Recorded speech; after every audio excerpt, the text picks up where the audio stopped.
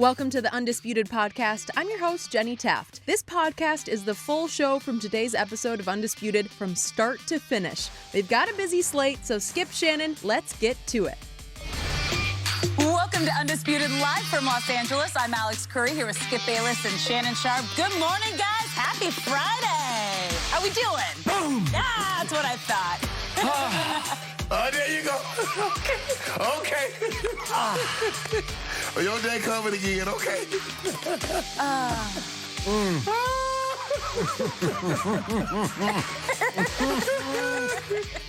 You got me. That is good stuff. You set me up yesterday for that one. The breakfast of champions, the nectar of the gods.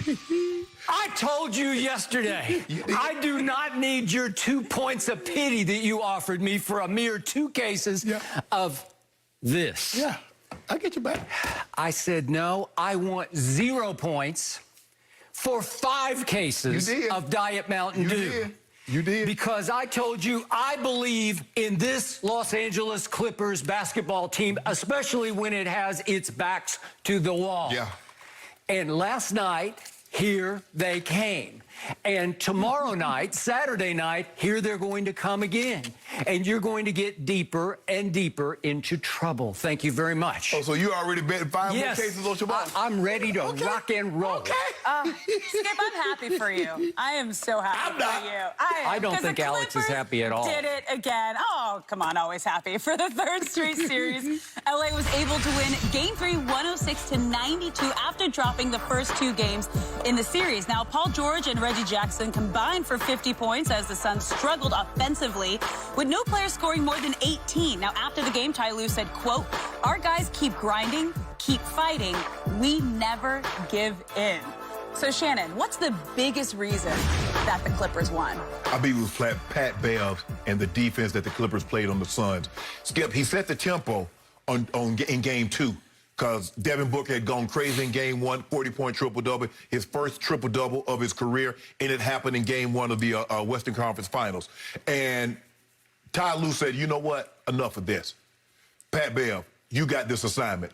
And if you know what, Skip, they say they call Ty Lue Coach Belichick because of all of his adjustments. Well, I'm going to call him Don Toretto because he's always tinkering, trying to get more out of his team. And that would be? Don Toretto, you know, Fast and the Furious. Oh, Fast and Furious. Yeah, Don. I got to get back into it. It's been like 6 years since I saw the last one. I'm going to see it on Sunday. Way to go. And so, Skip, if you think about it, he inserted Terrence Mann. So now he has Terrence Mann and Pat Bev in the backcourt. And they hounded Chris Paul and Devin Booker throughout the game. They outscored them. Well, if you get Patrick Beverley and Reggie Jackson to outscore the backcourt, Skip, the Suns has no chance of winning. Those are your 2 best players. And they got outscored by guys. Patrick Beverley is not a scorer.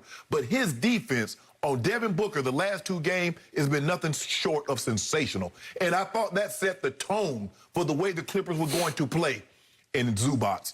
Skip, he had a double-double in the first half. He owned the board. They got opportunity after opportunity that led to a lot of putbacks, and sometimes it led to 3-point shots. I thought that was the difference in the ball game. Terrence Mann, there's something about the 3rd quarter that this young man loves. He goes bonkers in the 3rd quarter, Skip. He didn't take a whole lot of shots in the first half, but in the 3rd quarter, he came up with 10 big points. Paul, now I don't want to go with Paul George. I thought Paul George played well, not great, Skip, because you should have 27 points if you take 26 shots. But he did rebound the ball well. He did play make. And I thought that 3rd quarter shot, Skip, because the Suns had cut the lead down to 8, and then he hits a 3 from half court that pushes it back to 11, and they really never looked back to that point. But I really thought what happened with Ty Lue when he had Terrence Mann and he had Patrick Beverley to start on that backcourt, and the job that they did on Chris Paul and Devin Booker was unbelievable. Skip, 10 of 40?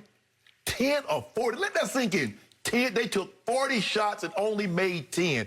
And that was because of Terrence Mann and Patrick Beverley were sensational. Again, another starting lineup change, Skip. 1 minute, he put Marcus Morris in. Okay, Marcus, I'm sorry, bro. I got to pull you out. Patrick Beverley. Skip, I believe he rested Patrick Beverley. We talk about he's rested Kawhi and Paul George. Hell, it looks like now he was resting Patrick Beverley because Patrick Beverley looked better now than he did in his regular season. He was great, made some big-time shots, but his defense has been sensational over the last 2 games. And Phoenix, you got yourself a dogfight now, but I'm going to ride with you. Yeah, you are. And you're going to go right over the edge of the cliff.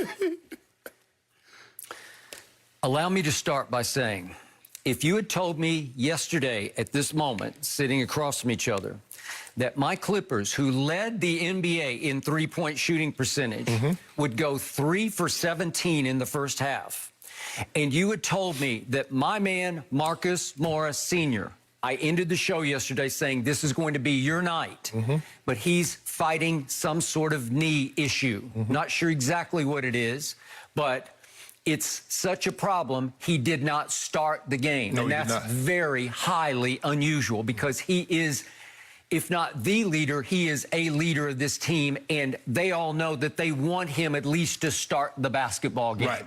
So when he didn't start, it signaled to me this is going to be a problem. And he did not look right all night, even though he took 2 3-point shots and made both of them, one early in the fourth quarter, which was, I thought, a pretty big shot. Yep. But the point is, if you had told me yesterday he won't even be able to start the game, I'd say, you know what, Shannon, you got me. Ball game. It was a nice run, but say goodnight to these Los Angeles Clippers.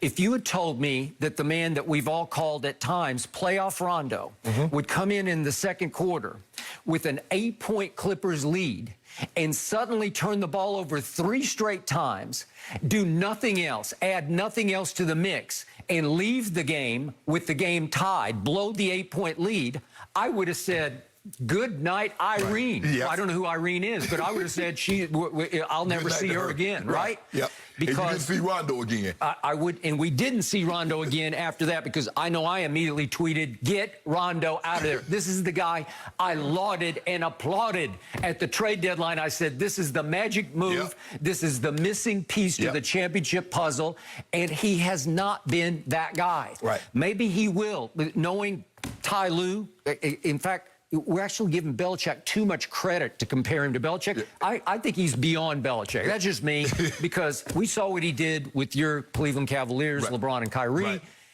I just think he has some growing genius about him, where players believe in him, they follow him, and as you know, when it comes to coaching, I don't care if it's the baseball manager or your football coach or the basketball coach, Right. the players, if you make a move that's a little off target, that's a little uncharacteristic, that seems a little unorthodox, if the players believe in you, they'll make it work, right? They'll just make it work, because deep down in their psyches, they're saying, he's got to know. For a reason. He's got to know. Absolutely. Yeah, Mike Shanahan called this play. He's got to know that at this moment, right place, right time, I can beat so-and-so to get to so-and-so to win the football game. Absolutely. And Elway's saying, this has got to work. Shannon's saying, this has got to work. Okay, well, last night, every move he makes, this has got to work. Well, he yanks Rondo, and now we get back to what started to happen. Patrick Beverley imposed his will on Devin Booker. He did. And I'm going to give Book a little bit of a break because he had to wear that Richard Hamilton mask, and the reports were that he called Richard, how do I do this? And Richard's big point to him was, don't let it bother you, don't mess with it, just try to ignore it, but he couldn't ignore it because it's hard, because it gets in your way. It does. And it makes you sweat more in your face, and it makes you feel like you're suffocated a little bit, and it's not fun to wear it. I remember, Skip, when I had to first start wearing a shield because I had fractured my orbital, and the doctor said, well, you're going to have to wear this for at least a year to make sure this thing is healed. Skip, the thing is, you get down in your stance, and you're dripping sweat on it. And you're constantly like, man, I can just fogging up because I'm sweating, it's hot. Or when it's cold, Skip, you start to sweat, and it's fogging up again. I'm like, well, damn, how am I supposed to? But you just get to a point where you don't even think about it. It's like you look at a car windshield. You just go play football. Play football. Book's going to have to get used to this, Skip. So now he's got a mask to deal with, and he's got that little man, Patrick Beverley. That's the mask you need to worry about. That's the mask, because he's wearing 2 masks. And the point is, Patrick Beverley is listed at 6'1". Devin Booker is 6'5", so you would think he could rise up. But no, he's having a lot of trouble even getting the ball up to the shooting position, because remember what he did to LeBron at 6'9" on Christmas Day, going back 2 years ago. He's going to get hands on the ball as it's going up. And as Ty said after the game, Ty Lue, he said, He's the master of the rear view block, because you think you've got him beat, and he's going to come over your shoulder and get hands on ball, and he fouled him one time, but he's going to bother you. When you think you've got him beat, you're haunted by, is he coming? Is he gonna get me over my shoulder? Skip, the thing that he does so really well is that he realized that Devin Booker is a right-handed jump shooter. Yep. So when he gets beat from behind, he automatically say, you know what? I'm gonna go right back to your right side, because you got to bring the ball back here. So I'm gonna get a chance to get at it. And that young man, Terrence Mann, is becoming the man, not just in the third quarter, but defensively. He is not afraid. Nope. And it was a 1-2 punch, because he is 6'5". So all of a sudden, Book thinks he's starting to draw a bead on Patrick Beverley. Well, I can get him this way or that way. And all of a sudden, here's Terrence Mann, who plays with extreme energy, just extreme. He's like a bigger Pat Bev without all the trash talk, because he's just a kid who's happy to be here and just playing the game. Correct. But Patrick is getting in your head. He's getting literally under your skin.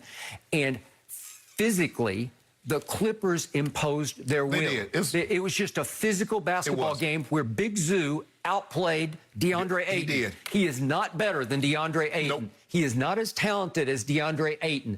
Listen, Ayton made a couple shots last night where I just sat back and said, listen, that's too good. You're looking at a potential superstar there. But over the long haul, the guy who was protecting the rim, the guy who was wreaking the most havoc, was Big Zoo, once upon a time, a property of your Los Angeles Lakers. and that was a Magic Johnson special, and I do not believe he should have given him away like that. Because that's basically what he did. He gave him away. He did. And last night, what did he wind up with? 15 and 16. 15 and 16. That will work. And plus 28. Okay, and the Clippers just figured out how to win a game that we all agreed they had to win. Because if they go down 3-0, I know they do it the hardest way, but that's a way you can't do it. Right. You're not going to come back on this Phoenix team with Chris Paul back in the saddle. Right. From 3-0 down, I don't think. Maybe I'm even underestimating this Clippers team. But the point is, in the past, we used to say, well, the Clippers do what the Clippers do. Right. And it was always ha, ha, ha. It was always ridicule. Right. They were the ugly stepchild of Los Angeles living in the basement at Staples. Now when I say the Clippers did last night what the Clippers do, now you're starting to think, well, yeah, this is who they are. Right. You want to talk about refuse to lose? You want to talk about resilience? Okay, we're not making shots tonight. We'll just D you up. Thank you. We will beat you. We'll play a little bit of football, and we will beat you in our house the only way we know how tonight, and that is with our defense. Right. And if we could see what happened in the fourth quarter, this is my other big point here. So Paul George makes a shot at the end of the third quarter, and every once in a while you need a little luck. Yep. And I know ESPN showed him warming up, shooting half-court shots, but he was trying to swish them, and he was not trying to swish this one, obviously. This is a lucky banker. He made a really nice play to save the ball from going out of bounds. Well, what he did, Skip, is that he fooled him because they thought he was going to grab it and time start, but he didn't. He faked him out. He faked him out, and it was a very athletic play along the sideline. And then he rights himself, and he banks it in. Right. Well, every once in a while, you need one game-turning play, and yet that puts them back up. See, it was going to be an 8-point game, and you would have thought up in your palatial estate in Bel Air, I got this. 8 felt like doable. But 11 starts to feel like, I don't know. I felt like maybe it's the Clippers' night, right? That's exactly what I thought when he hit that shot. All right, so eventually, early in the fourth quarter, they go up 18 points. Right. 18. Seriously? They went up 18 points at one point, and here came the Suns. The Suns rose, and all of a sudden, I look up, and off a Devin Booker driving layup, they cut it to 6 points. What happened in the bubble last year? What happened 3 straight times, 3 straight closeout games, up 3-1 on Denver. They're up 16, then they're up 19 in Game 6, and then they're up 12 in Game 7. Blow it, blow it, blow it. Well, if these are the same old Clippers, wouldn't you start to think, uh-oh, they've just unraveled right before your very eyes? And then if we could see what happened after that Devin Booker driving layup, Paul George, who was just flat out running out of gas to me, he just throws the ball away. That's a Paul George. He just missed Reggie Jackson. And I'm saying that's so ugly bad that I said, you know what? This is it. Now you've got the ball back, and the ball is in Devin Booker's hands to cut it to 3. And if we could see what happened next, that's the pass. And here we go. This is to cut it to 3 with 6:45 left. And guess what? Blocked by Patrick Beverley. That's the play of the night. Because let's say he rises and makes that 3, and it's cut to 3. What would you think? Yep. Would they not? Oh, they got the momentum. Suns not have him? Yes. Yeah. So here's Devin Booker. He goes up to shoot it, and Pat gets it on the way up, and the Clippers recover. Skip, if you look at this team compared to last year, Skip, there's not a whole lot of difference. Is that they dug in. They buckled down. Where last year they succumbed to the pressure, now they're applying the pressure. Okay. So now, here's what happens. There's this young man, not so young anymore, named Reggie Jackson. Reggie. Mr. June. And I'm going to point something out before I show you what he did in order. But I'm going to point out that in those 3 closeout games in the bubble last year, he barely played. The first game, he played none. Doc chose him not to even play him. And the second one, he got to play 59 seconds at the end of the game in garbage time once it had been lost. In the third game, he played all of 4 minutes, but none in the fourth quarter, the game 7. Right. Okay, so Reggie Jackson, according to Doc Rivers, was no factor last year in those 3 collapses in the bubble. Now he is the man in the fourth quarter, and I think he's becoming the closer. Right. What did I always tell you about Kawhi? I never felt like he was a born closer. Paul George kind of comes and goes. We know he's supremely talented, but I don't consider him the closer of this team. Right. But Reggie Jackson, is he not fearless? Right. So here's what he does. He scores 4 straight baskets, if we could see him in order, to put this game away. Here's the first one on a fast break. He makes that one. And at that point, I'm taking anything. Like, that was a big shot to me to put them back. I think that put them back up 6. And then he makes the big 3, and all of a sudden they're back up 11.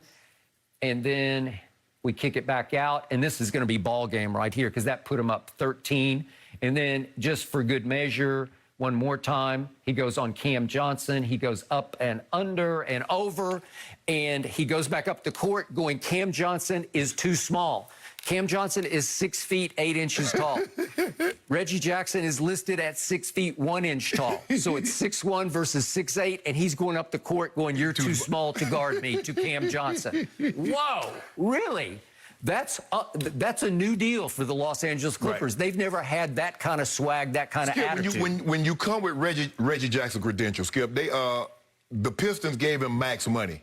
So, okay, they give you max money, they think you're the guy. Doc got him playing mop-up duty. Can you imagine what that did to his confidence? Do you imagine what that did to his psyche? Okay, T. Lue comes in. Bro, we believe in you. We're going to get you into the starting lineup.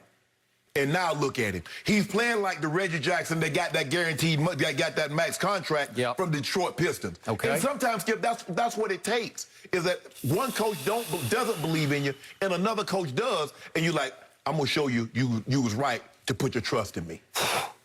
Well, you keep bringing him up every day because he just gets playing bigger and bigger, right? Every game. Okay, so now we come to my man, Playoff P. Did not have the best night. Did not shoot it great. Turned it over 6 times. All in the second half, Skip. All in the second half. 4 times in the third quarter. Correct. Where I was just about to be out of my mind. And yet, I'm going to point this out.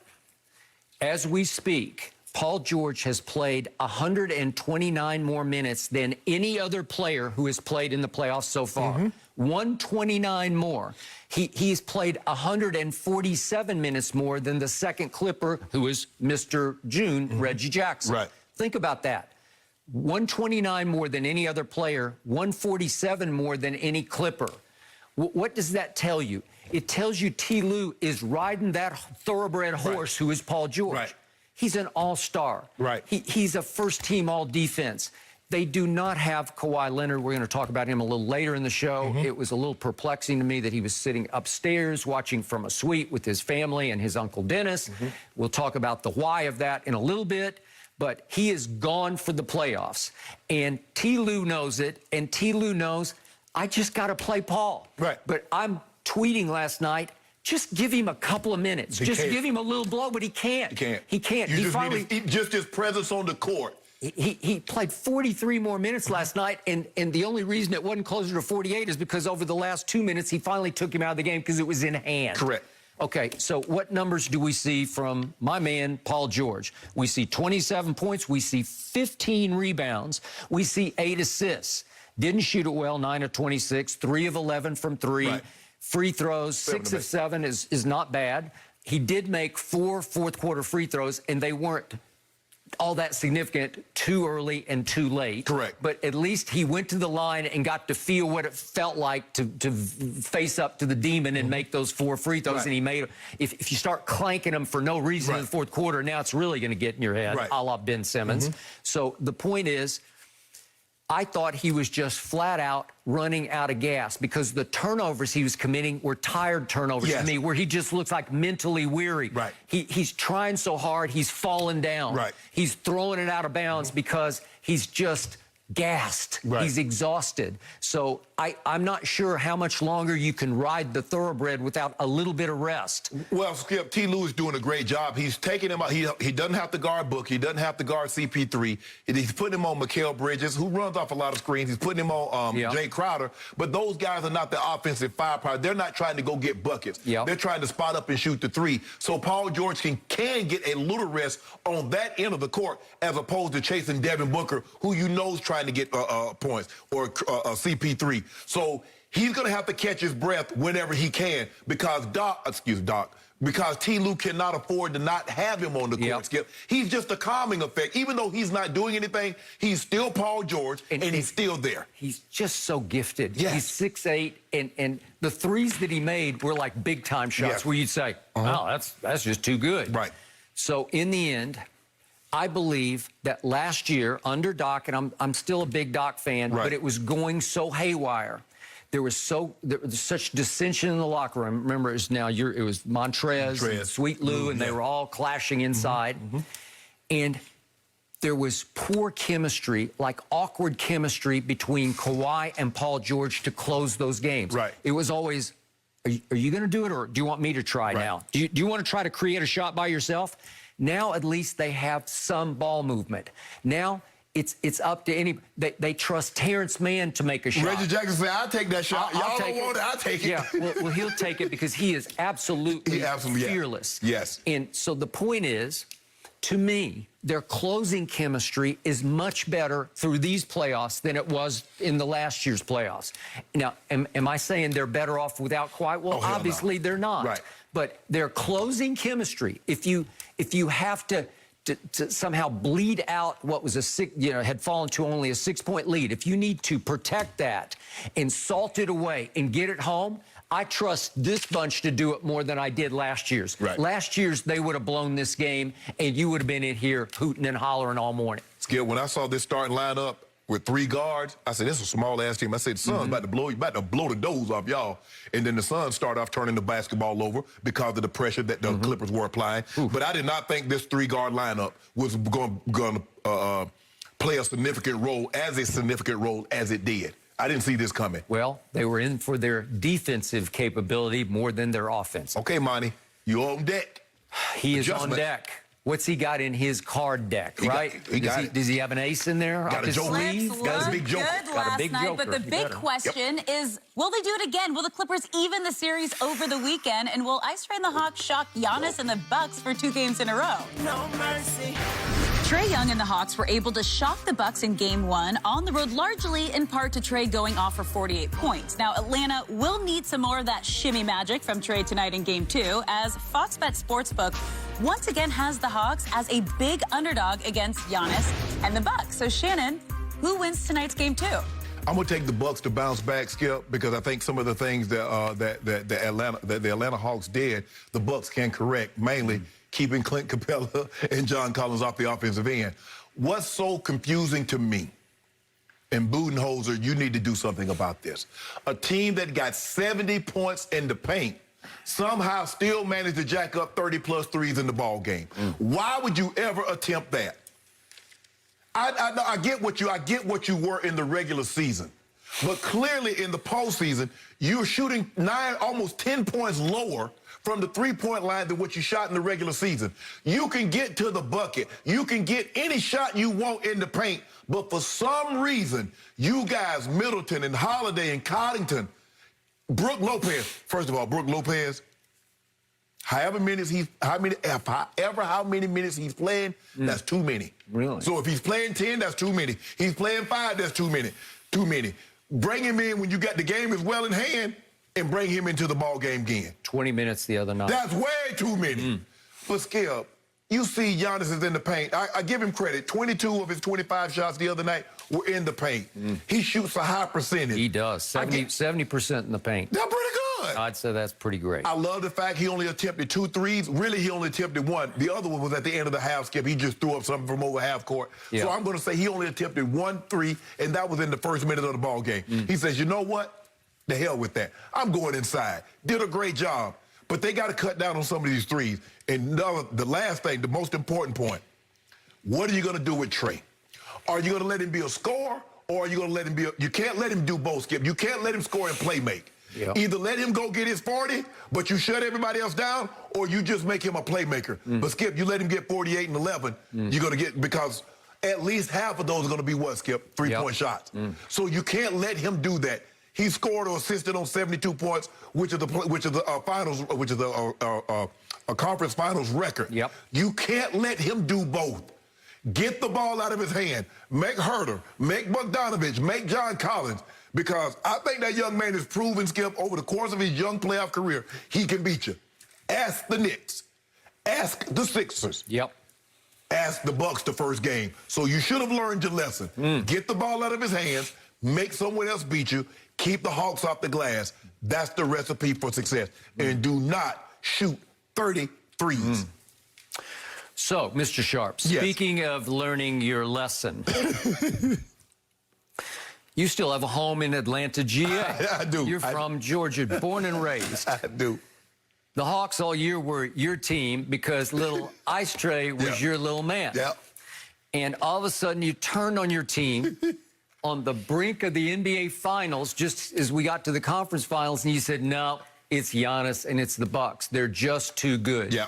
Game over. That's what I was thinking. You should have learned your lesson in game 1 because I believe your little Hawks have the big bad Bucks on the ropes tonight in their place. I think they have them on the run tonight. I think they have them right where they want them. And I got to tell you, I slept on this. I like the Hawks in this game. You taking the Hawks again? I'm taking them again. Oh, my goodness. In fact, the more I think about it, I love the Hawks tonight. And they're 7.5-point dogs at Milwaukee again. It's been 7 or 8 in game 1. Yeah. And think about this. Giannis has a long and tragic history of playoff flameouts. Right. He goes down in flames and up in smoke when you least expect it. And once it starts going south, it usually just goes south. I believe that the visiting team tonight feeds off of and thrives off of and loves its star way more than the home team tonight is able to feed off of and thrive on and love its star. Right. I don't feel a deep love, a deep bond between Giannis and his teammates.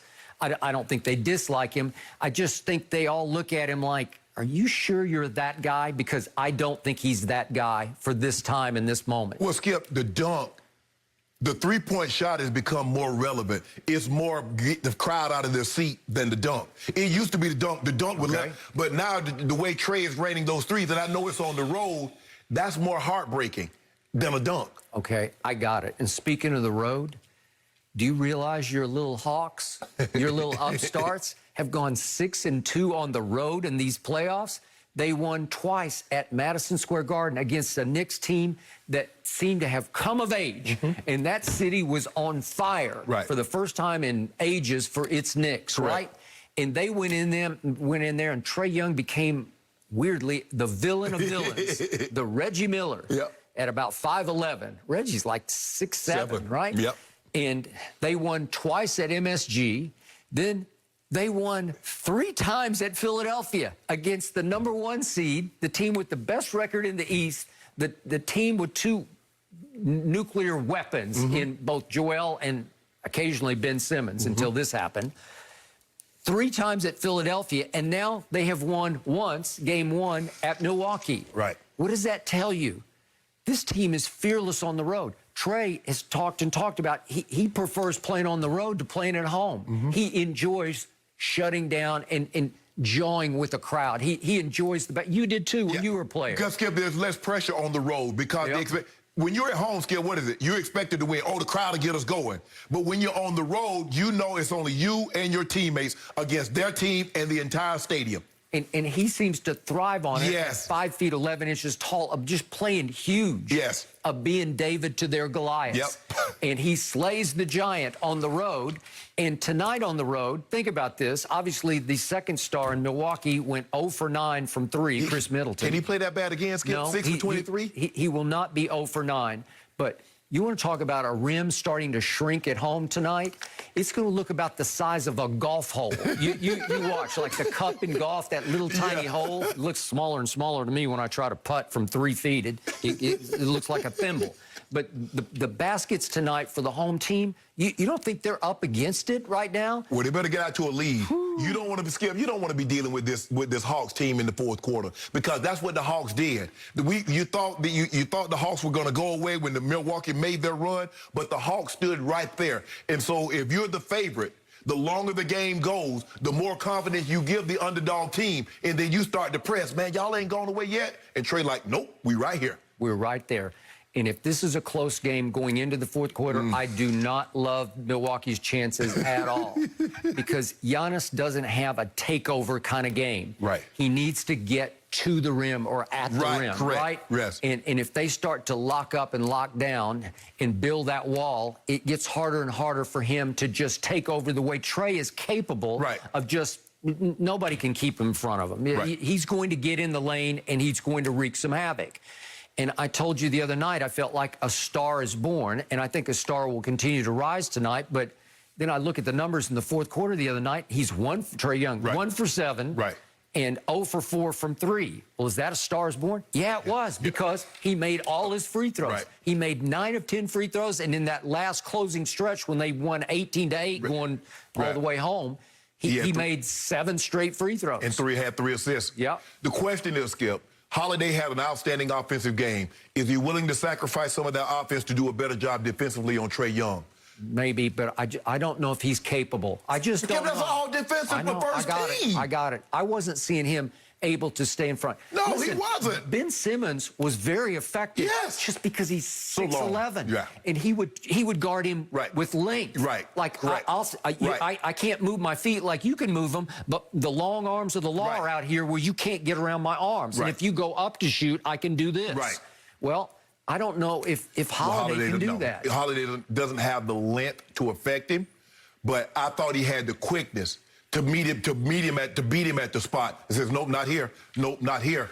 But he let Trae get going early. You can't let him get 14 in the first quarter and think you're going to hold him down for the rest of the game because now he's seen the ball go into the basket, and now you got your hands full. Remember game 1 at Philly, they scored 74 in the first half. This is against a good defensive team. Well, that's what they're capable of doing. They just explode on you because you don't see them coming. You look at the tape and you say, no, it's serious. John Collins, I got to mention him again. He's becoming a star. Right before your very eyes. What did he go? 23 and 15. 23 and 15 and made that big corner 3.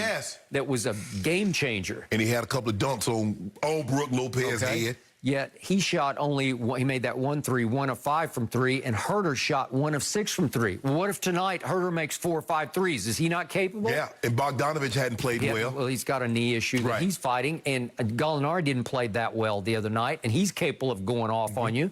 So I'm looking at this saying they can play a lot better too. Well, Trae was 4 of 13 from 3. What if he's capable of making 7 or 8? Well, he makes 7 or 8 threes. The Bucks are going to be in trouble. I think the Bucks are about to stop right here because if they go down 0-2, Atlanta's going to the finals. Are you trying to tell me you could possibly have the Hawks and the Clippers in the NBA Finals? Well, I'd be watching. I'd be on the edge of my seat. Let's go. Let's go, Suns. Let's go, Suns. Let's go, Suns. No, we got to have Clippers. You and I, how much would we bet on that? Clippers? I'd take the Clippers in that series. I bet you would take the Clippers in that series. You know what? I would love to see Pat Bev go against Trae Young because that would be a battle. Yeah, that would. But I don't know if Pat Bev have the foot speed. He going to try to get physical. You know, he try to bump him, put it chest to chest him. But, Skip, look, it's as simple as this, Bucks. You're going to have to rebound the basketball and cut down your threes. It's as simple as that. Because if you think you're going to... Yeah, how many games have they won? I mean, yeah, I think what happened is that they had such success shooting the three against the Heat. And they say, this us. But they didn't win any games against Milwaukee shooting the three. Not Milwaukee, the Nets. They're not going to win this series shooting the three against the Hawks. You're going to have to pound them inside. Okay. Because you can get it whatever you want. Giannis is getting 25 shots at the rim. Okay. So, bottom line, I am taking the Hawks because I like Trae Young's intangibles over Giannis's intangibles. That's what. I done turn you into a Trae fan. No, I'm trying to show you what you're missing here. I know what it is. I've been watching him all year. Yeah. Well, you should have stuck with them. Ice Trae and Ice Chest. It's betrayal. We're a combo. Yeah, you sold them out. No, I ain't about. When they go back home, I'm going to take the Hawks. You can come around. Do you want to switch your pick tonight? Did I not? I think I just talked you into it. No, you didn't. No, you didn't. Giannis is going to go for 40 tonight. 40? Whoa. Yeah. All right. I might have a case on that. What? Put it up. I'll do one case on Giannis doesn't get 40. Giannis got 40. Thank you. 40 piece. I love it. Well, I love a good underdog story, and the Hawks are looking great, but let's switch over to the West because despite a 2-0 lead Chris Paul returning to the lineup, the Clippers were still able to take Game 3 with a decisive 106-92 win last night. They will attempt to extend their streak of coming back from series down 0-2, starting with Game 4 in LA tomorrow.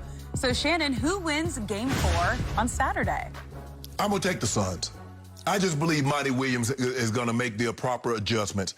I do not believe Devin Booker and Chris Paul can play possibly not even close to as bad as they played last night. 10 or 40. And look, I understand that Terrence Mann is a good defender. I understand that Patrick Beverley is a good defender. But damn, they're not that good.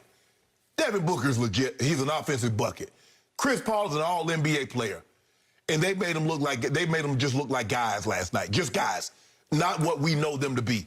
Devin Booker, if I'm not mistaken, I think Booker is going to represent the U.S. on the Olympic team. He made the All-Star team. We know what Chris Paul is. And they did not play like what we know them to be. Give Terrence Mann, give Patrick Beverley their credit. Give the Clippers collectively. Zubac did a great job of clogging the lane. They come inside, challenging shots. But I know they're going to play better than this. I don't see them going 10 or 40.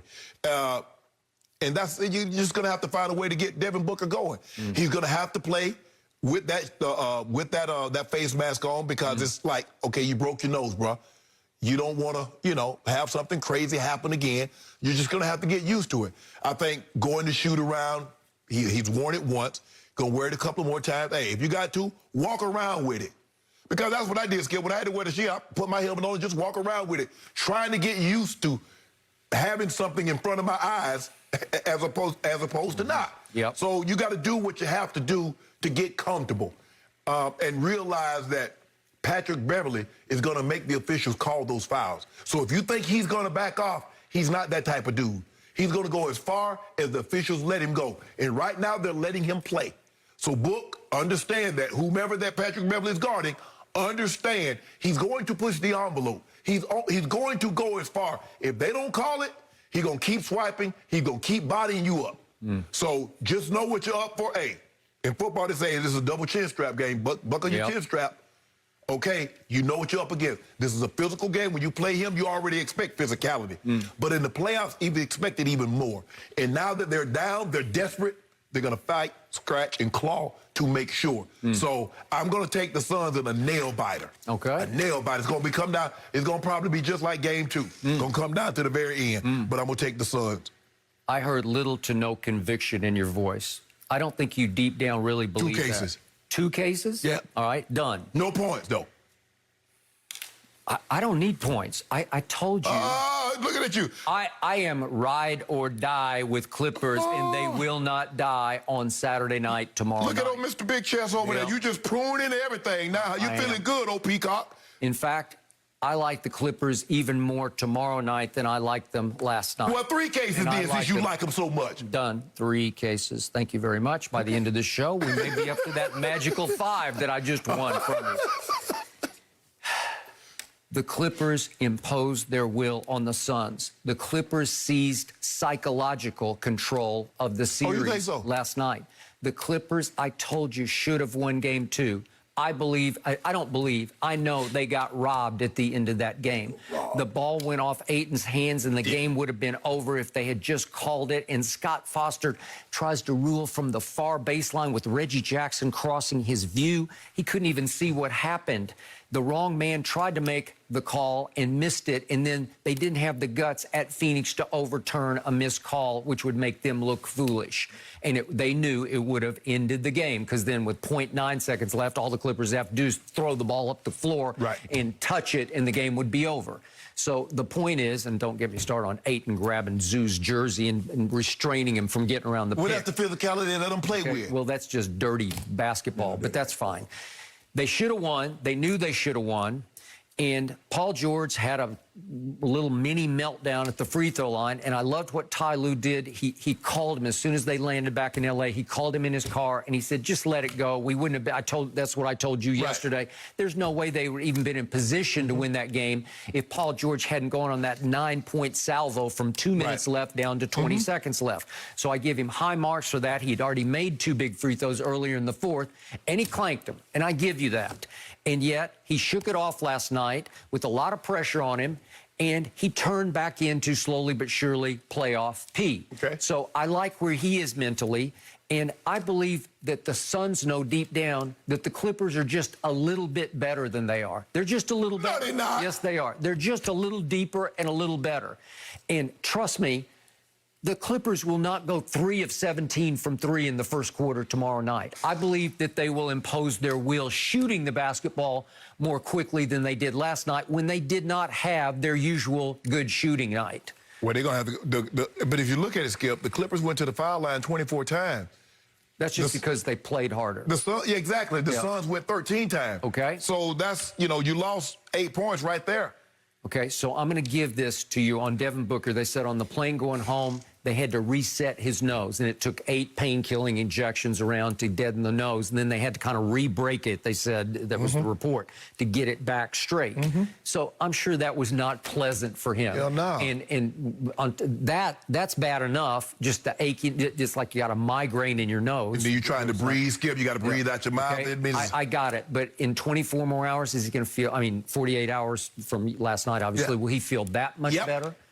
No, I just don't believe he will. I believe Pat Bev has gotten in his head and under his skin, and I think that will be rinse and repeat tomorrow night. And I told you yesterday, Patrick Beverley needs to play at least 30 minutes, and Ty played him 27 minutes last night. I would like to see 30 tomorrow night, and I believe you will, because he is a revelation, stopping a guy that a lot of people have compared to, because Kobe mentored him, to Kobe Bryant. We did a topic the other day. We went back and forth. How close is he to Kobe Bryant? Not that close. Okay, right now, he's a million miles away from Kobe, right? And Chris Paul did not look exactly himself last night after 11 days off. They definitely played him more than they wanted to, but that was because Cameron Payne got hurt, Skip, and then they don't really have... I thought they may play Javon Carter, but they went with Eton Moore. They did. But that's more than Chris Paul needed to play. He had to play because the backup point guard had gotten hurt, and Chris Paul was out of rhythm. He'll be better. He'll be better the next time. I believe Devin Booker will be better the second time out, and you'll see a different outcome. I told you yesterday, Cameron Payne on offense scares me even a little more than Chris Paul does, because he's quicker and more explosive. Yeah, Chris got to push the pace. Chris walking the ball up the court. You can't let them get set. He let them get set because if you look at the first game, Skip, what were they doing? They were getting the ball up. Devin Booker was getting the ball up. They were pushing the pace. Chris Paul is more like walking it up. You let them set in. That's what happened with Utah. Utah all of a sudden started walking the ball up the court, letting them get set. No, push the ball. Okay, so Cameron Payne hurt his ankle and was gone after 4.5 minutes. Right. Will he? I have no idea what the outcome of that will be. Because without his quickness, Skip, he's just a guy. Okay. His quickness is everything. So with ankles, as you keep trying to tell me about LeBron, it could be much worse than you think. I've seen LeBron over his career shake off ankles right and left and not even come out of the game. Right. Well, is it that kind of ankle, or is it the basic high ankle sprain where he's going to be gone for the rest of the playoffs? Well, he rode it pretty good. And you said Kyrie hurt his midway through Game 3, and he missed the last 4 games. Okay. So that's a bad break for the Suns. I already had a bad break with Marcus Morris Sr. because he's got a knee issue that is severely limiting him. So I don't have my best player, and of my top 3, I got like 1.5 of them because I got Paul George and about half of Marcus Morris. So, well, are we sure that Reggie Jackson hasn't supplanted him as the 3rd best player on the team? Slowly but surely he has to. And he's getting the opportunities and he's cashing the opportunities. Right. And I think he will continue to do that. And Terrence Mann, playing fearless basketball, just fits in the flow of what they do because he makes all the little big plays, the hustle plays, the loose ball plays, the rebound plays, the block shot plays, the putback plays. He's always in the right place at the right time. Well, he started the game last night, so I'm good. I told you, deepest, most talented team in pro basketball this year was the Clippers. Right. And right now, their depth is revealing itself to the Suns. So I am good. I think they're playing at a high level, and they're playing at a much. What'd you tell me all year long about their defense? Way overrated, right? Did it look overrated last night? No, this is the first time that I thought they're like, okay. Okay, there it is. Yes. But it wasn't because of 2 long wing defenders, because one of them was sitting up in a suite watching, right? So it's not that kind of defense where it's the old Jordan Pippen suffocate you at half court. That's what it was. No, it wasn't because of those 2. It was because of the other 2, Terrence Mann and Patrick Beverly. It was those 2 little ball hawks on the ball. Okay. So will Rondo make an appearance and have an impact? I don't know, because I thought he could guard Chris Paul because they don't like each other. Right. And he's had a long history with Chris where I thought he could bother Chris in ways that Patrick Beverly bothered Devin Booker. But here's the thing. You put Terrence Mann, who's 6'5", on 6-foot Chris Paul. Now you got a bigger body, a younger guy that can slide, that can move, and can challenge some of his shots. He's willing to fight over screens and get there and try to beat Chris Paul to the spot. So I understand T. Lue's thinking. Let me put a bigger guy on Chris Paul, maybe cut down some of his vision, his ability to see, and I'm going to put the quicker, stronger guy on Devin Booker, because strength for strength, Patrick Beverly is stronger than Devin Booker. He's not mastered how to play. He's a long, angular guy. So was Kobe, but Kobe had nice strength. Michael Jordan was strong beyond strong.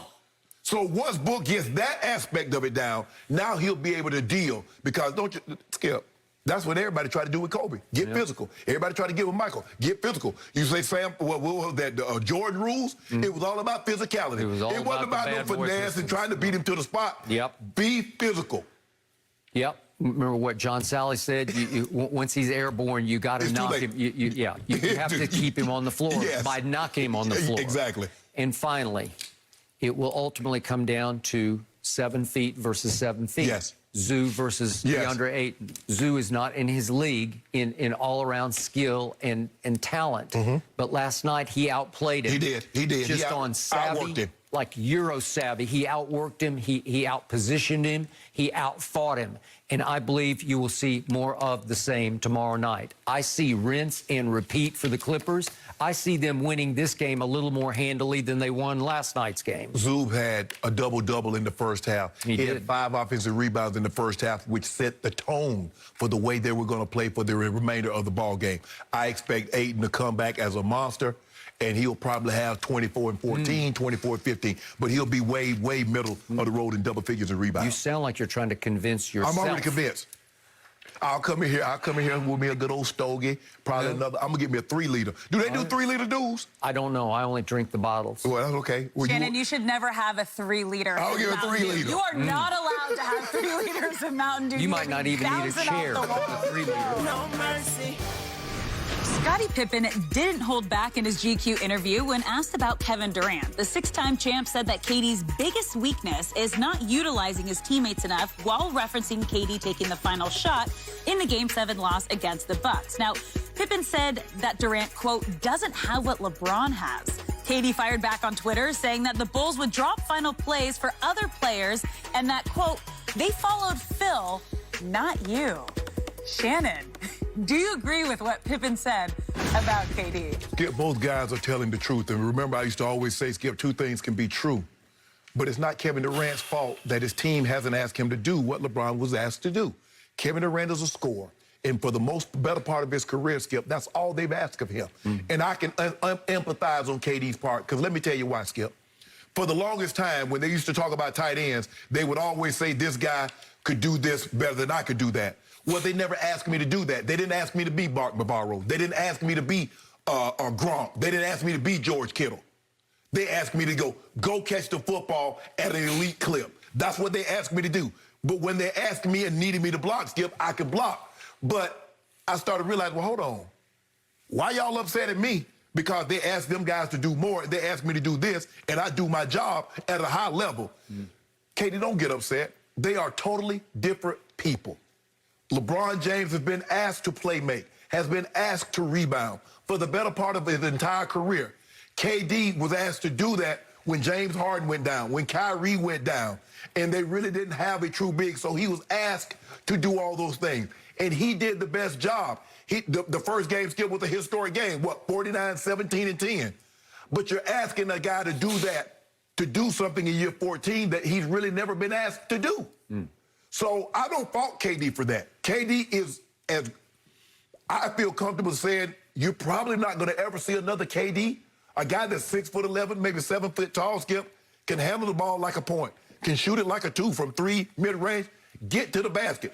Play with his back to the basket. Foul him, he make 90%. So the likelihood of you seeing another one of those guys is not very good. But he's been not asked to do that. But Katie, just because Pip did, he did. Phil Jackson drew up a play for someone else to take the final shot. I get Scotty's point of view, like, oh, that should have been my team. That should have been my shot. I was there through the lean years. I was there when we won the championships. So now if you're going to draw up a play, shouldn't you sink or swim with me? But no. And he's never going to be able to live that down, Skip. He won 6 championships. And even Michael put that in his documentary, even though Michael wasn't there when it happened. Just goes to show you the magnitude of that moment. And maybe had there ever been someone else that, maybe they have, Skip, but it was never documented. There's something about documentation that makes it stand the test of time. And even now, when you look at it, you play sport. Kevin Durant, how old was Kevin Durant when that actually happened? Maybe 10? 19? That was 1994. So, so that's what, 17 years ago? 27 years ago. 27 years ago. So Kevin Durant's what, 32? So he's 5. He probably doesn't even remember that. But it's there. But I think, Skip, sometimes when you offer a critique of a player, sometimes it comes out, and you're not trying to criticize him, you're offering a critique or analysis of 2 different players. And sometimes it comes out as you hating or you don't know what you're talking about. But I think what Scottie Pippen is trying to say, and I think, and Scottie can speak for himself, is that they are 2 different players. LeBron James has been asked to do a lot more than what Kevin has been asked to score, and he's done that at an elite level. But I don't think Kevin Durant abandoned his teammates. Joe Harris couldn't make a shot. Hell, I ain't been to keep passing you the ball and you go 3 for 10 every game. Thank you. I'm done with you. Thank you. Skip, that game that they won, KD had the historic. He was passing to Jeff Green. He was passing to Blake. But then the last game, couldn't nobody hit a shot but him. So I just think, me personally, and we know Kevin Durant was going to respond, because if he feels like you're taking a swipe at him, he's going to take one at you. Skip, they're just 2 different players. It's like this. It's like Magic and Bird. Skip, you can like who you like, but they were different players asked to do different things. And I think that's the same with KD and LeBron. They're different players asked to do different things, but they're still great in their own right. Okay. Before I get to what Scottie Pippen said about Kevin Durant, I need to say something about Scottie Pippen. I covered that team in 1998, the Last Dance season in Chicago when I worked for the Chicago Tribune. And I am not a big fan of Scottie Pippen. He knows that. I'm not backing off it. I don't have anything personal against him. He was just Robin to Batman. Right. And it was as simple as that. And he was a very good Robin, but he wasn't even close to Batman. I mean, I don't even need to say this. It's the biggest dud in the history of sports. But if Batman go on vacation, shouldn't Robin be the first? Shouldn't Robin be? Yeah. Okay. He should try to be Batman, and he couldn't even try. And yet, everybody knew on that team who the man was, who the leader was, and who the last shot taker was, and who everything revolved around that man. greatest player in the history of sports. And yet, Scotty, I feel for him because Michael was hard on him in The Last Dance. Michael exposed him. It was painful truth, but it was truth. Skip, I'm your boy. Yeah. You don't put that in Skip, why would I put something negative about you in my documentary? Yeah, Michael just never had a lot of respect for Scotty. And Michael took it personally that Scotty kept trying to be the co-star. And he kept trying to tell the media, you're underestimating how great I am. I do this and I do that. But Jordan said that they wouldn't have been no championship without Scotty. Yeah. Was he just blowing smoke? In the end, he believes he could have found him another Scotty over here or another Scotty over there, that he could have mixed and matched Scotties. And for the record, I dare anybody to go look at what happened to Scottie Pippen when he left Michael and went to Houston for that year, and then he went to Portland for several more. Just look at what happened to Scotty. He got exposed as just a good player. He was a good player. Right. Not a great player, but a good one. Right. And he became top 50 all time because he played or had just the blessing of playing with Michael Jeffrey Jordan in Chicago. So the point is, Scotty got burned by the Last Dance documentary, and now he's trying to lash back, and the only way he knows to do it is, I'll write a book. Yeah. And I'll call it Unguarded, and I'm going to spew hot takes all over the countryside to get people to read my book so that I can get even with Michael for just leveling me in The Last Dance. And I loved what Kevin did because, as you said, Kevin's just going to respond no matter what. But Kevin got him, even called him Scott, which I loved. S-C-O-T-T, Scott. And all but dunked on Scottie Pippen in his retorts. So way to go, Kevin. That for once, you know, I usually say Kevin's too thin-skinned, but that deserved a response, and he got one right between the eyes. So now let's talk about what you just talked about. His whole premise that Kevin's not LeBron because he doesn't know how to get his teammates involved. Well, he did have 10 assists in that virtuoso game. Because guys were starting to make shots. Jeff Green actually made some shots, and Landry Shamet actually made a couple of shots, and so his assists rose up to 10. But if we look over the final 3 games of that 7-game series, if we look what happened to James Harden, who you want to talk about a shell of himself? It was like a little seashell, like a little tiny, one of those tiny ones that you find on the beach. Final 3 games, James Harden from the floor was 11 of 36. That's 31%. It's just, you can't win that way. From 3 over the last 3 games, James Harden shot 5 of 26. That's 19%. You can't win that way. So you're reaching for help. You're asking for help. You're trying to distribute the ball for help, and they can't help you because they can't cash any of these opportunities. And by the way, real quick on Joe Harris, over the last 3 games, he shot 30% from the floor and 25% from 3.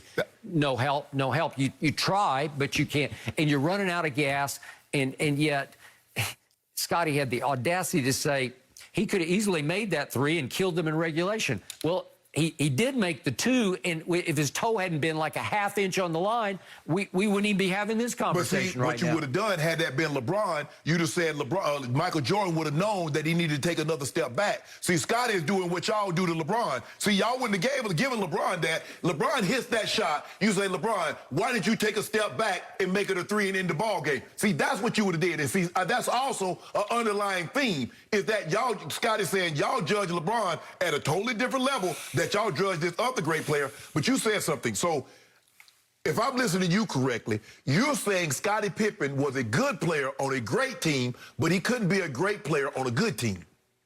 Yeah, I think Houston, because Barkley was there and Olajuwon was, I know they're at the end of the line, but that was supposed to be a super team when he went there, right? And it just flamed out. He and Barkley butted heads. Remember him and Barkley got into it, and it's like, I'm going to Portland. Okay, so he goes to Portland, and they had a few moments, but they couldn't get over the hump. They had Lakers on the ropes. They did. And then what happened? Gave it up. Scotty became Robin. That's what happened. So, Skip, look, I just think the thing is that when you, how do I?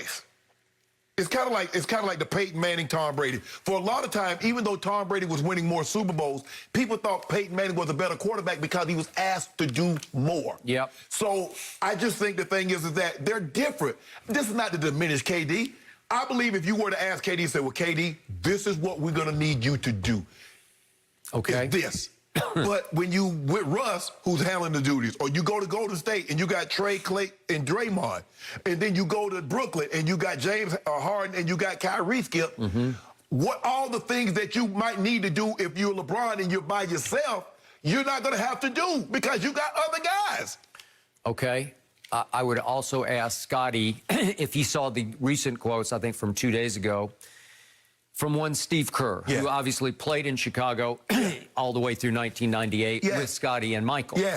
The other day, Steve Kerr suggested that Kevin Durant is a more talented player than Michael Jordan was. And if we could see the rest of this quote, and I'll just read it out loud. He said, I think he's more gifted, this is than Michael. I really do. That's saying something, but Kevin is an entirely different breed. He's 6'11" with guard skills, unlimited three-point range, passing, shot blocking. His shot blocking at the rim, it's just stunning. That's a powerful package, man. And some of it's just blessing, you know, like he's born with, at 7 feet with length.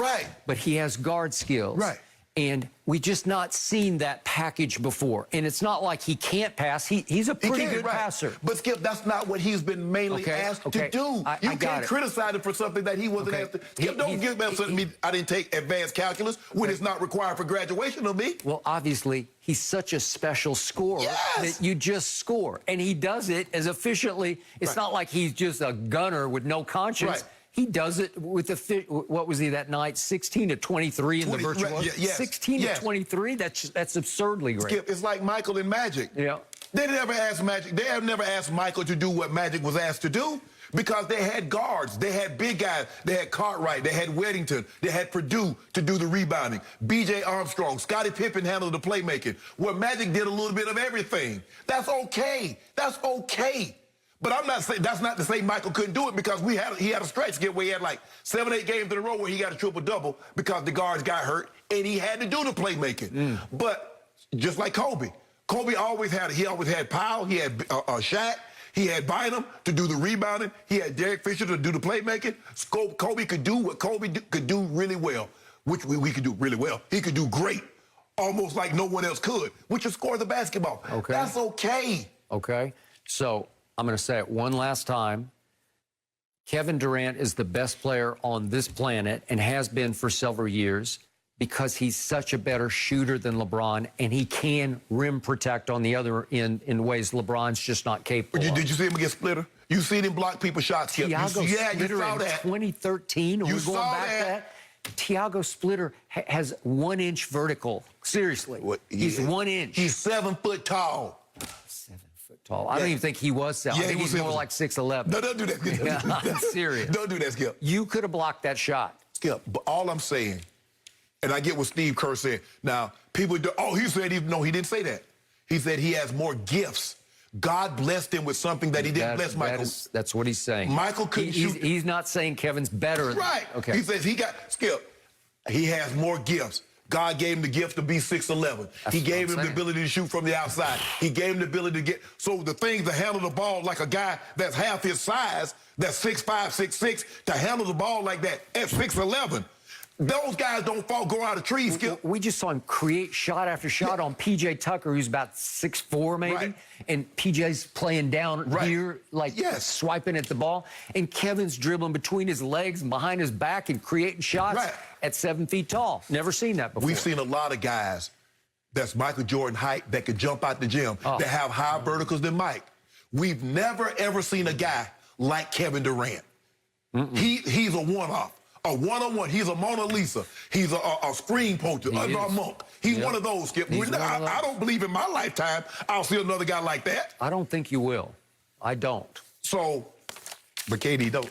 By the way, it is your birthday coming up. I'm a one-on-one. And by the way, I've got a special gift for you just in a few minutes here on the show, so stay tuned for this. It's special. I know you got some bull jive coming. I don't have any bull jive. No mercy. The Clippers did it again. For the third straight series, LA was able to win Game 3, 106-92, after dropping the first 2 games in the series. Paul George and Reggie Jackson combined for 50 points as the Suns struggled offensively with no player scoring more than 18. After the game, Ty Lue said, quote, "Our guys keep grinding, keep fighting. We never give in." And joining us now is Fox Sports NBA analyst Chris Broussard. Chris, what's the biggest reason the Clippers won? Well, Alex, this isn't the sexiest answer, but defense, particularly at the guard spots. Ty Lue made yet another great adjustment. He starts Terrence Mann. So they went with three guards, Reggie Jackson, Terrence Mann, and Pat Beverly. And Terrence Mann, I was talking to a scout earlier this morning. He said Terrence Mann is just a tick below Kawhi Leonard defensively. Wow. So think of that. You got a 6'5" guy who's athletic, who's long. At this point, he's more athletic than Chris Paul. And so he's guarding Chris Paul. I know Chris was rusty, so that has something to do with the 5 for 19. He missed some mid-range shots that he usually hits. But I think Terrence Mann had a lot to do with it. Then, of course, Patrick Beverly. And you guys know I've said on this show this season that for the past few years, he's kind of been riding off reputation defensively. But not in this series. Like, he has gotten after it, and the refs are letting him play a little, letting him get physical. So he is like, I think he's the type of guy you'd hate to play against. You'd hate to have him guard you when he's on top of his game because he's kind of wild. It's probably like being in a boxing ring with an opponent who doesn't have that much skill, but he's got power, and you know if he catches you, it could be lights out. And Beverly is wild. We've seen him hurt guys in the past.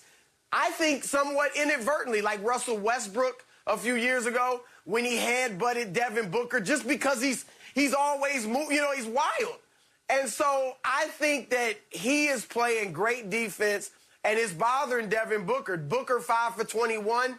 That's his second worst shooting performance of his career, regular season or playoffs.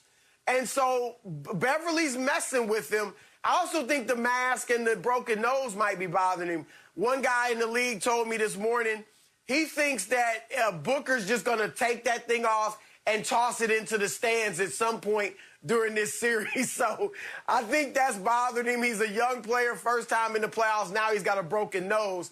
And then I'm going to throw this at you guys. Chris Paul, obviously great, but they played a lot slower with him. We talked about how the Suns are a different animal than Utah and Dallas because of their athleticism. Well, now that athleticism isn't shining as much because Cam Payne's not there, and he was too fast. He was getting in the lane at will. And Chris plays at a slower pace, so the athleticism isn't as evident as it was in the first two games. So I think it was the defense that allowed him to withstand Paul George. You had a good game, but he still missed 17 to 26 shots. So defense got it done.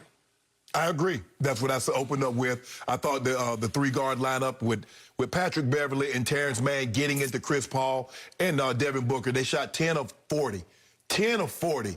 They got outscored by Patrick Beverly and Reggie Jack. You can't have that. Devin Booker and Chris Paul cannot allow the starting backcourt of the Clippers to outscore them. They can't. And they locked them up.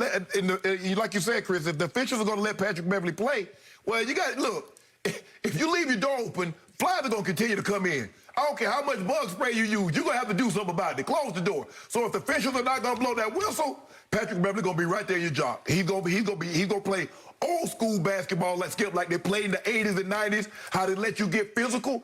And we saw that. We saw a little bit of that in game 2. And 3, I didn't even know referees had whistles because they just let them play. They was pushing off, they was running over each other, and the officials like, get up, play on. That's a play on. And so I thought the defense was because if you think about it, they held them to under 39% shooting from the floor, 31% from the 3. That's defense because the Clippers only shot 45%, only shot 35% from the 3. So, and you held them to 92 points. A Suns team that can get up and get down the court with anybody, they got 92 points. So I agree with you. That's what I said before. Zubac was unbelievable in the first half. He gave you a double-double in the first half. a big man, finally outplayed DeAndre Ayton because he played to a standstill with Yoke, and he outplayed the bigs in L.A. This was the first time that I really feel that he got outplayed by Zubats. So give them credit.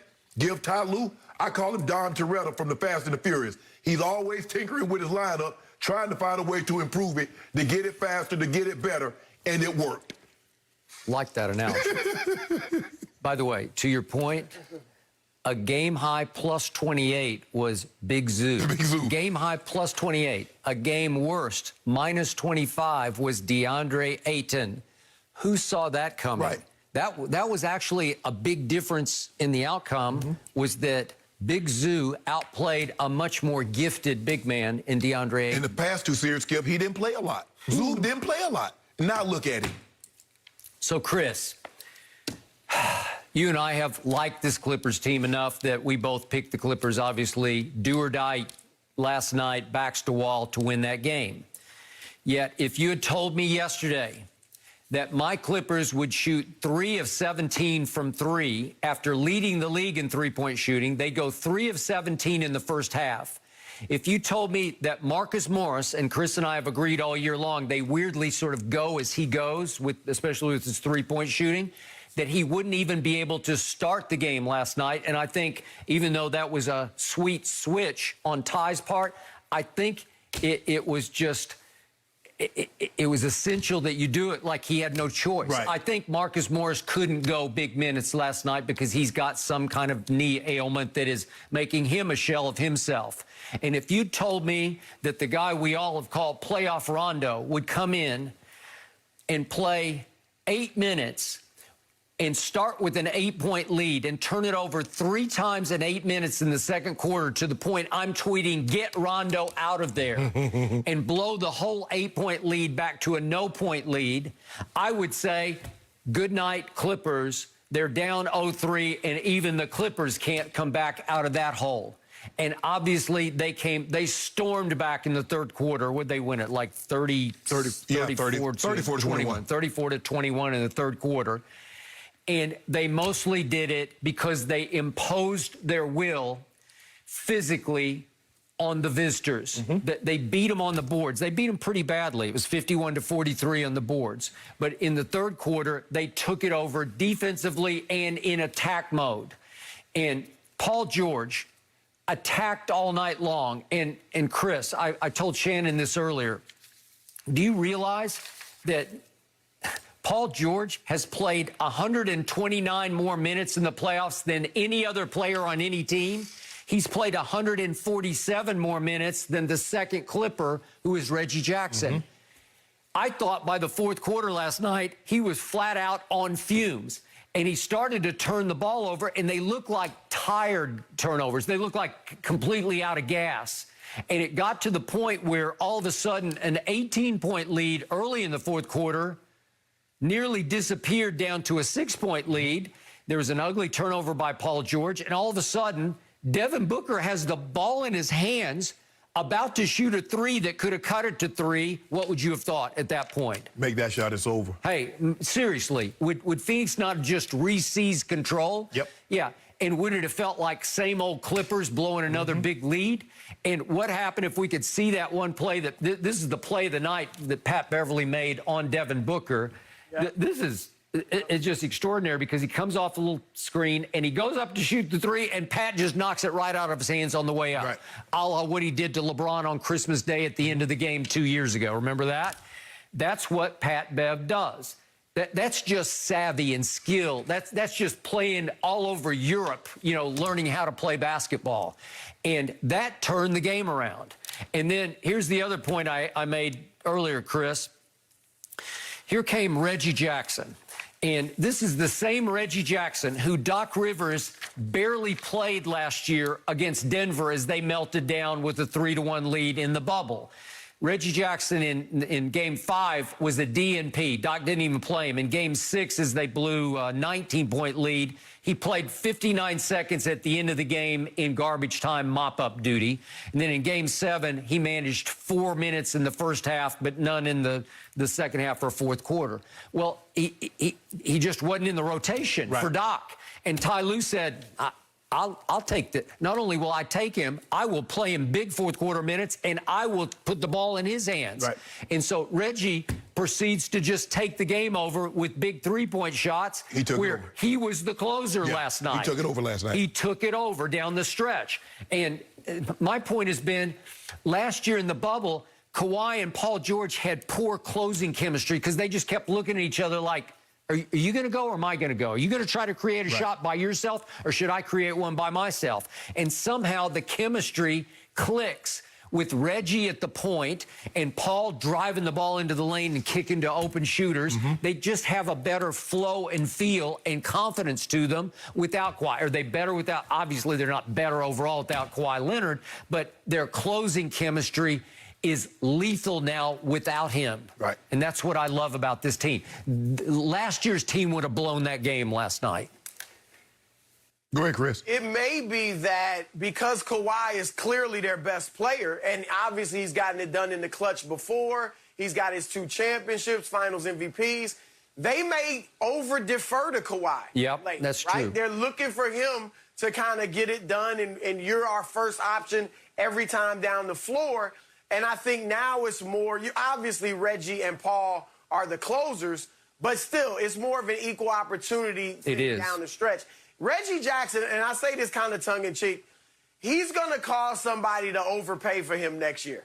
Like, he's going to probably get another big contract based on what he's doing in these playoffs because he is playing great basketball. He's playing like he's an all-star. He is. That's really how he's been playing in the playoffs. But if you think about it, I think the thing that's helped the Clippers, they're kind of used to playing without Kawhi.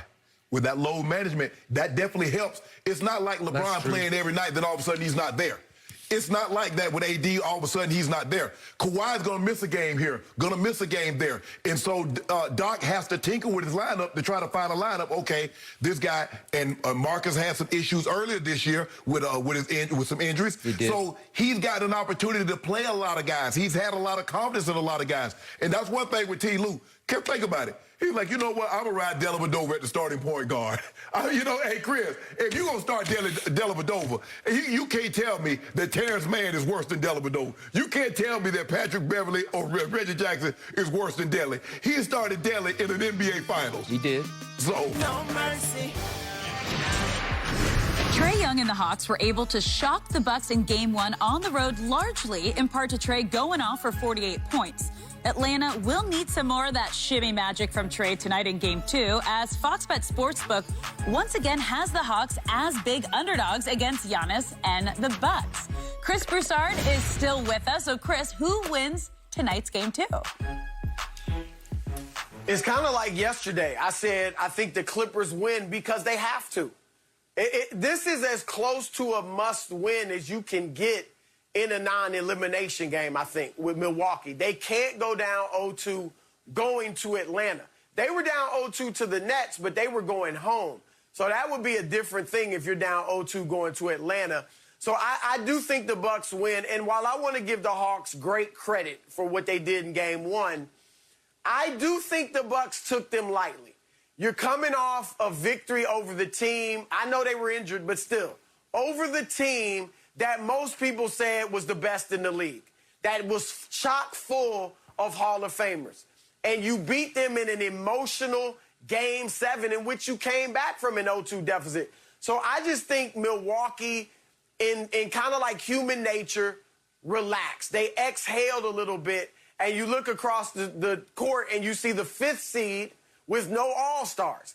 And so I think they just weren't expecting Atlanta to hit them the way they did. So now I think their antennas are up and they'll play much better. I think Chris Middleton will definitely have a better game. We know he struggled. 6 for 23, I believe he was, 15 points. Hit a couple big shots late, but still, bad game overall. Entering the series, he had been shooting 53% at home in the playoffs. So I expect him to have a big game offensively. You know what Giannis is going to do. I can pencil in Giannis for 34 points, between like 14, 15 rebounds, at least 5 or 6 assists. What I want to see from Giannis, though, especially if the Bucks go small and don't play Brook Lopez as much, I want to see him near the basket and trying to expose Atlanta in the lane. You know, I don't want him posting all the time, but I want him posting some. And I want to see if they'll go to that and he'll use that to his advantage. Because I think those are points you're leaving on the board if you don't do it. So I got Milwaukee winning tonight because they have to win. They better win. I agree with you, Skip. Chris, but I like what I saw from Giannis. He didn't settle for outside jumpers. 25 of his shots came within the paint. He only shot 2 threes, and one was a half-court shot at the end of the second quarter, at the end of the half. So I'm good with what I saw. The problem is they got 70 points in the paint, and somehow they still felt they needed to get up 33s. That's what I don't get about them. True Holiday can get to the cup anytime he wants. Giannis getting to the cup anytime he wants. And they're just kicking it for threes. Why? Chris Middleton was 0-9 from the three. I don't even know why they shoot that many threes when you got such a decided height advantage. You got Herter guarding you or you got Bogdanovich guarding you. Come on, Middleton, you better than that. And you jacking up threes. Why? And you consider last game at home, the last playoff series against the Nets, he was averaging 31 points a game at home. And now all of a sudden you come out and give this stinker. The question that I have is Holiday. Is he going to be willing to sacrifice some offense to key in a little bit more defensively?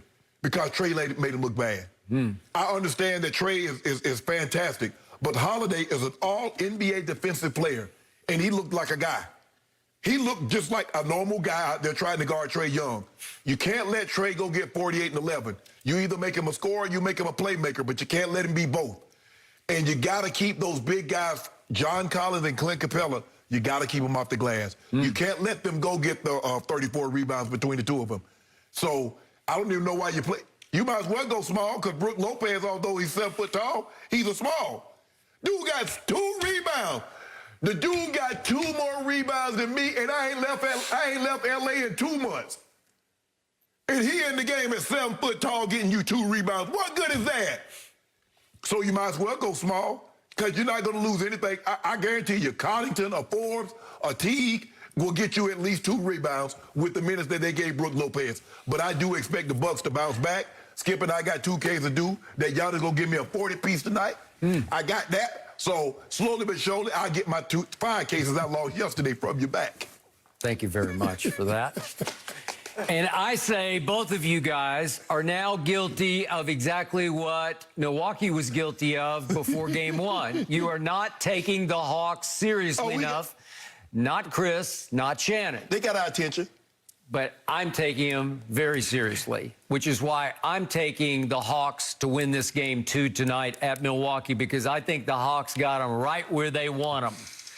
They got them backpedaling, looking over their shoulder, wonder what hit them. How can we fix this? And in the end, I told you that the Hawks would win one of these 2 games. I thought it would be Game 2. Now I like them even more in Game 2 than I liked them in Game 1. Because I trust Trae Young, especially tonight, a lot more than I trust your man Giannis. Okay. I believe that the Hawks feed and thrive off their star a lot more than the Bucks are able to thrive and sort of feed off their superstar.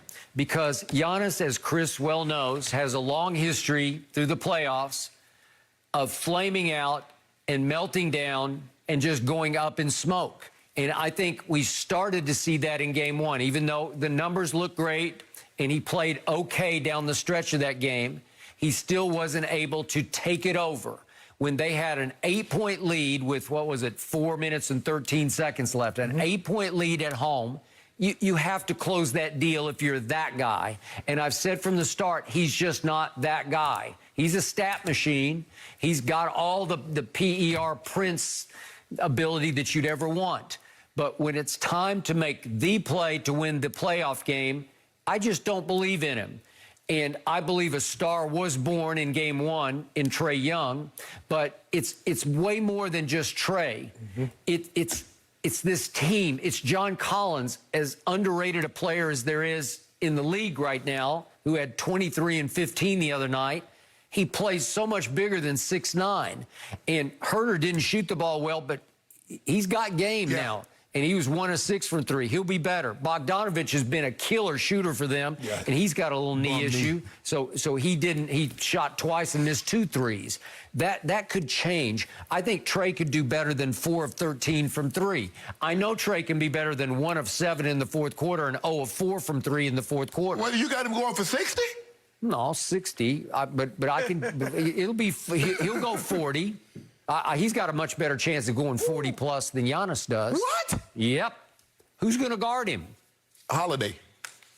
I think he took a holiday the other night because I didn't see it. I don't think he can stay in front of it. I think the thing is he's going to have to sacrifice some of that offense because he played unbelievable. This was the best game that we've seen Holiday play in about 2 weeks because he was not very good in the series against the Nets. He was outstanding, 33 points, shot the ball with a nice percentage, but you can't let Trae go get 48 and 11. You can't let a guy score 72 points. You either make him a scorer or you make him a playmaker. But if you let him do both, it's kind of like the Clippers. The Clippers said, you know what? We got to take something away. You can't let Luka go get 45 and 18, Skip. Okay, you can't let Trae get 40 and 11. The Bucks don't have Ben Simmons to guard Trae Young.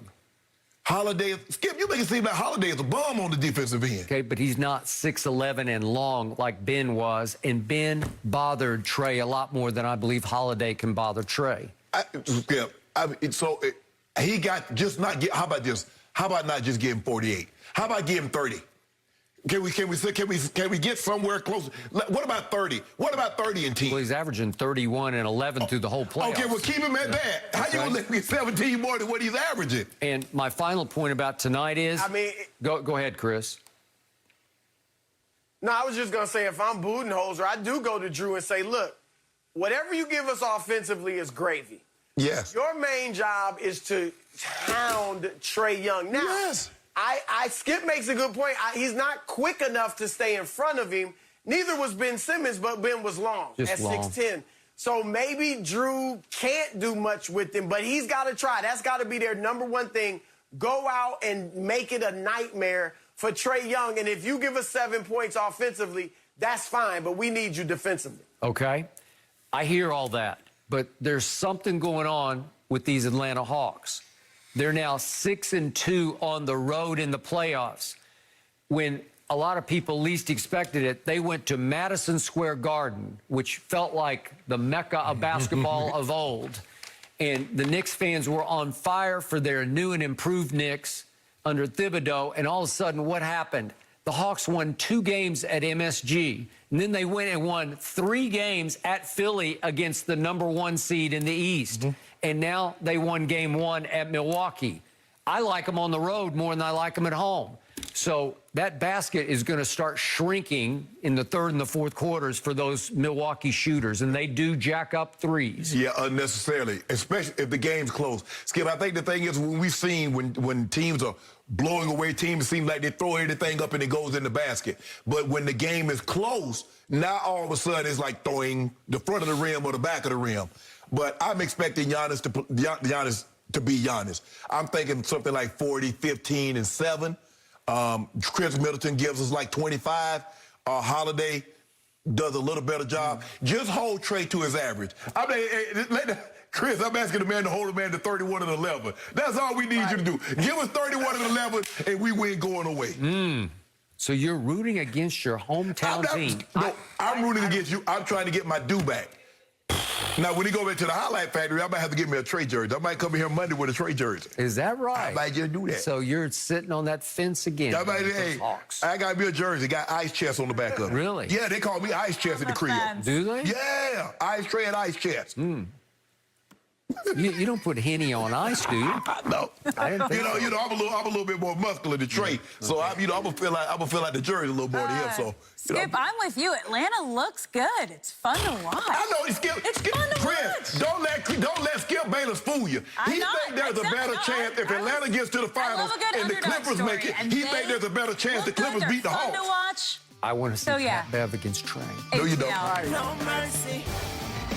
Saturday, it's a powerhouse showdown in LA as Chris Bryant leads the Cubs against Mookie Betts and the Dodgers. Or it's one of the greatest rivalries in sports as the Yankees take on the Red Sox.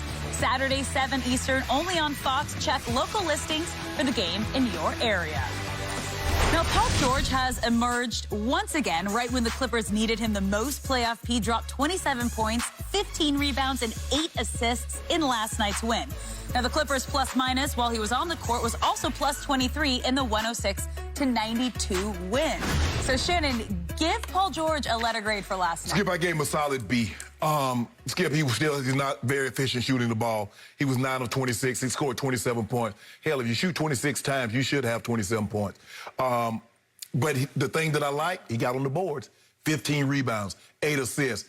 He had 6 turnovers, Skip, 4 of them in the fourth quarter that really could have let the Suns get back into the ball game.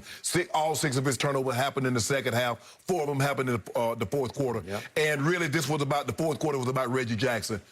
He didn't score any points from the field. His 4 points came from the free throw line. Reggie Jackson was sensational in the fourth quarter, and they won. So I gave him a solid B because I don't think he was efficient, and he turned the ball over too much to my liking late in the ball game, which could have let the Suns get back in it. But I gave him a solid B, Skip, because I thought he rebounded the ball. He made some great plays. We just saw the drive to the basket, dish to Zubats, a couple of passes to Reggie Jackson in the fourth quarter that led to 3-point shots. So I gave him a B. So, Professor Sharpe, yes, known for giving Fs right and left on this show. Yep. Because they deserve an F. They do. They do. He has now gone soft on playoff P, and he's given him a solid B. I gave him a solid B. He's playoff B. Yeah. Right? Yeah, I gave him a B. I gave him a B. Well, what you gonna give? I'm shocked that you thought that much of his game because I'm more in the B minus, and I'm his biggest supporter. Right. And I think for the last 48 hours I was his only supporter. I'm going to go B minus because he wore me out with the 6 turnovers. And yet he was literally worn out. I believe he gave every last ounce he had to give Ty Lue last night for 43 minutes. And I'm going to say it one more time. He leads in minutes played in the playoffs by 129 over any other player on any team, including his. Second on his team is Reggie Jackson, who is 147 minutes fewer than Paul George. Right. So Ty Lue is riding that thoroughbred all the way home that is Paul George because he doesn't have his co-star Kawhi Leonard or the star Kawhi Leonard. That's the equivalent of 3 games. So basically he's played 3 more games than Reggie Jackson. He has.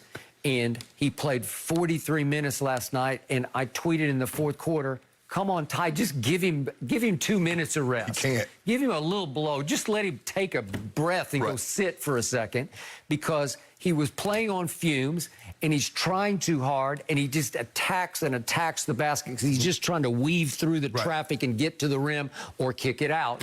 And he's taken so much contact that after a while, he goes up in the smoke of just he's forcing everything, and he's throwing the ball in the third row. Losing the ball out of bounds. It's just terrible. He's dribbling off his foot or his knee.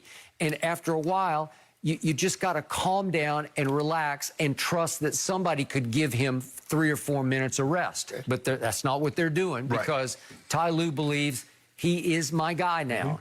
And even if he's not made to be that star, even though I've said from the start he's more of a complimentary star, a 1A. Right now he has to be 1, and he at least has to play number 1 minutes. Yes. And he gave you all he had to give because he finally filled the stat sheet. To your point, he took too many shots and he missed too many. 9 of 26 is I can't defend that, and I can't defend 3 of 11 from 3. Right. But I do love the 15. They're all defensive rebounds. Yes. So he's going to go in there and fight for the ball. You like that. And he was diving for loose balls. And I love the 8 assists. He led them in everything. He led them in, didn't he lead in rebounds? And, well, no, Zoo had 16. So he's close. But he led them in assists, which he does just about every night. And I can't stomach the 6 turnovers that almost got Phoenix back in the game. Correct. But in the end, I think he went into that game with the weight of the NBA world on his shoulders because he had missed those 2 late free throws after that 9-point salvo that got them back in the game, too, at Phoenix. And it was such a big game last night at Staples that our man Lil Wayne texted me that he was going to the game. He's close with Chris Paul.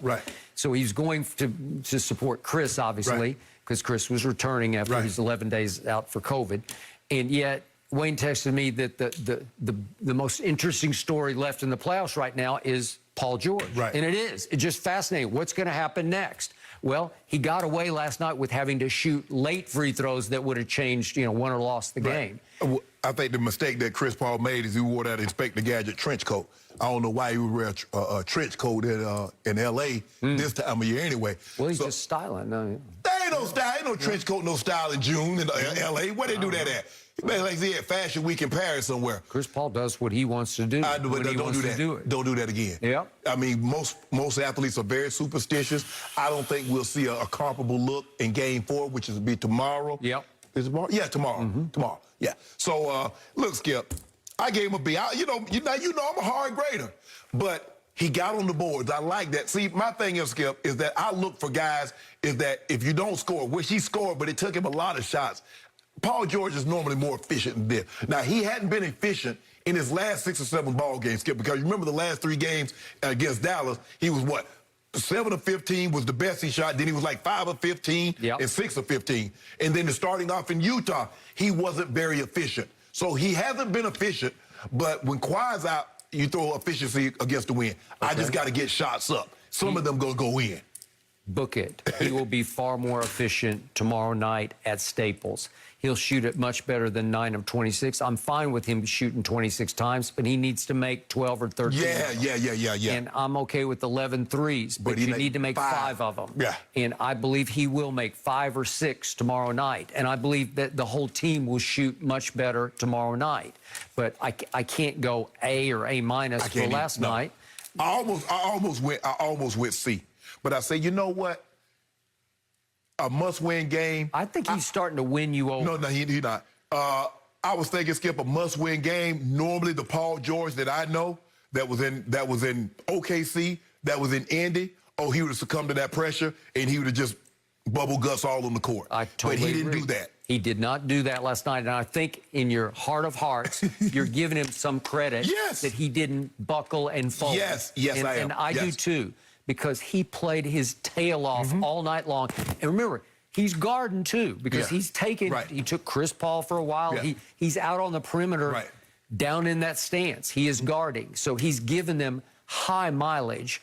Reggie Jackson saving Paul George legacy. Okay? And ironically, I saw a report last night on ESPN. They're very close friends, and I did not know. And one offseason, they actually lived together when Reggie was in Detroit and Paul was in Indiana. Yeah, I didn't know that either. Yeah. So again, I think their unity in the backcourt, their feel for each other is much better than Kawhi and Paul George. It seems that this is a closer team than what they were last year. I agree. And I think the thing is, Skip, you understand hierarchy. Look, you understand who Paul George is. You understand who Kawhi is. They're going to get privileges that you just not going to get. I don't care if you won 6 Man of the Year. I don't care if you've been 3 times. But those guys are superstars, and they get privileges. Skip, we understood. John, TD, myself, and then everybody else. You understood that. So don't go there and talk about Mike, why Sharpe and why 84 and 7 not practicing. Why you worried about that? When you get Super Bowls and you get Pro Bowls and All Pro, you will get time off too once you hit the age of 30. So that was the thing, Skip. And so look, they made the right moves moving on from Trae. They made the right move moving on from Lou Will, even though they kept him, traded him at the trade deadline. Now there seems to be a lot more inclusiveness. You don't have to worry about the dissension, the little bickering. And it also looks like the coaching staff is very close to the players, Chauncey and obviously Ty. And if I'm not mistaken, it looked like T. Lou and Chauncey came to the game together. Because they're very close in age, Skip. Are they close in age? Maybe not that close, because Chauncey came out in 94. I think T. Lou might be like in his early 40s. Yeah. Well, here we come. No mercy. Sunday on Fox, rising Cuban sensation and undefeated super middleweight champ David Morrell Jr. puts his belt on the line against Mario Cazares. The hard-hitting PBC action begins Sunday at 8 Eastern, 5 Pacific on Fox and the Fox Sports app. Now, there's already been talk of the 76ers dealing Ben Simmons, but now that could be in the works. According to the latest reports, Simmons' agent, Rich Paul, has talked with Philly about a trade and helping the team find a landing spot for the young guard. So, Shannon, what's going on here? Skip, I think this is just a case of the agent doing his due diligence. Nothing more than what a Mark Barterstein or Bill Duffy, Dan Fagan aren't telling some of those guys would do, Skip. He's like, I'm not requesting a trade, but if you do trade Ben Simmons, if you want to trade Ben Simmons, can you give me a heads up? Can we, help you direct you in a place that be a good landing spot for Ben Simmons? Skip, before I go any further, the one thing that I hate about this is that Ben Simmons' inability to shoot, him being afraid to shoot, what it's done is let Tobias Harris off the hook.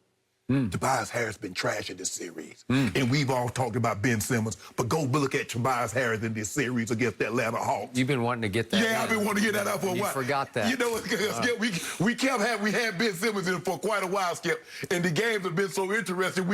Okay, we get it tomorrow. We'll get it tomorrow. But I did. You're right, Skip. Tobias Harris just made $33 million for this season. You need to get 31 of it back. Okay. But anyway, Skip, I think this is a situation where Rich Paul is saying, look, we're not requesting a trade, but if you're going to trade Ben Simmons, can we at least help you, direct you into a place that will be beneficial to Ben? Yeah. Because, Ben has been great. Ben is what he is. He hasn't caused you any problems or anything like that. This is just trying to guide, and that's what good agents do, Skip. If you're going to trade the guy, don't send us to Sacramento. Don't send us to some place that's going to be in the lottery.